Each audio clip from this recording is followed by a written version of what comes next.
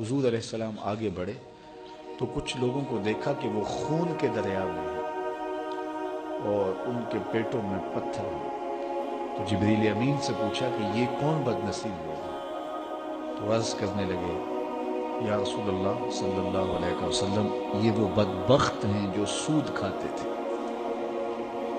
سود لینا، سود دینا، سود کی رقم پہ گواہ بننا، وزر میں گناہ میں سب برابر ہے۔ اور اللہ تعالیٰ جل شانہ نے اتنی سختی کے ساتھ ہمیں سود سے منع کیا ہے۔ قرآن مجید اٹھا کے دیکھیے، کسی شخص سے اللہ نے اعلان جنگ نہیں کیا، سود خور سے اعلان جنگ کیا۔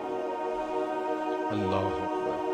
اور مجھے بتاؤ، جس کو اللہ جنگ کا چیلنج دے تو پھر اس کے پلے بچتا کیا ہے؟ اس کے پاس رہتا کیا ہے؟ اس کا سب کچھ لٹ جاتا ہے۔ جسے اللہ کہے کہ تیرے ساتھ میرا اعلان جنگ ہے، تیری میری جنگ ہے، تو پھر کیا کوئی مقابلہ کرنے کی ضرورت رکھتا ہے؟ تو سود خور چین گوا بیٹھتا ہے، قرار لٹ جاتا ہے، باطن اجڑ جاتا ہے۔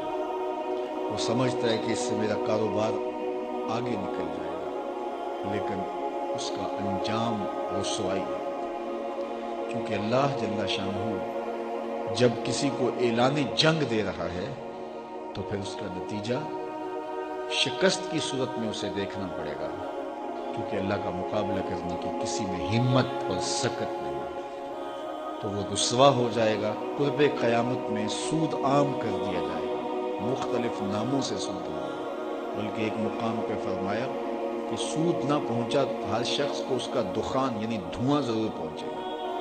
تو اس لیے بہت زیادہ احتیاط کرنے کی ضرورت ہے اپنے معاملات کو پاک رکھنے۔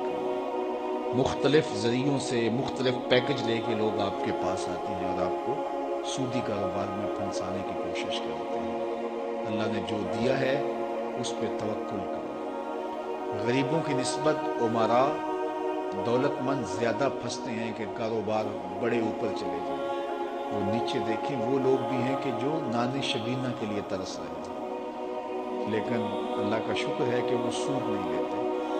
تو آپ اپنی مجبوریاں کیا بتا رہے ہیں؟ جی مجبوری ہے، کاروباری مجبوری ہے، تو وہ بھی گریز کر رہے ہیں۔ تو آپ تو اللہ نے آپ کو کروڑوں روپے دیے ہیں، اربوں روپے دیے ہیں، تو آپ صرف بڑھوتری کے لیے چاہ رہے ہیں؟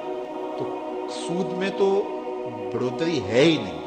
سود تو مال کو برباد کر دیتا ہے اور برکت رزق سے اٹھا لیتا ہے، سکون چھین لیتا ہے اور قرار زائل کر دیتا ہے۔ اس لیے سود خوروں کو اس عذاب میں مبتلا دیکھا کہ وہ خون کے دریا میں تیر رہے ہیں اور غوطے کھا رہے ہیں اور ان کے پیٹوں میں پتھر ہیں اور پتھروں سے انہیں مارا جا رہا ہے۔